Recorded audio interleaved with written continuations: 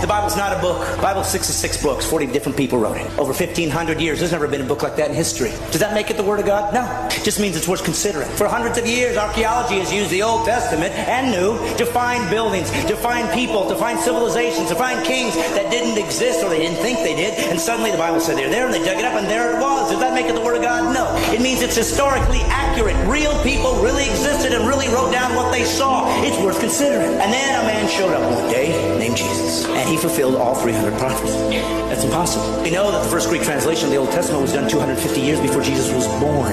How could they possibly know that he'd be born? And could they possibly know he was going to be crucified when crucifixions didn't even exist as a capital punishment yet? How could they know that he'd be betrayed for 30 pieces of silver 250 years before there was a Jesus? Does it make it the Word of God? No, but it's starting to get close. And then Jesus said he would fulfill these things and did miraculous things to prove I'm not just a guy talking like everybody else. Look what I've done. And then he said this, I'm going to prove it to you. I'm going to die, and I'm going to come back to life. Nobody's ever done that. And he died.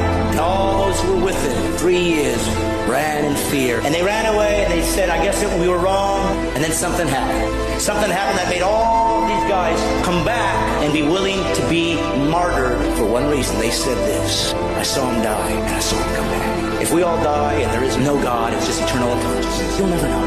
But if you're wrong, you'll know. And it's not a gamble anymore.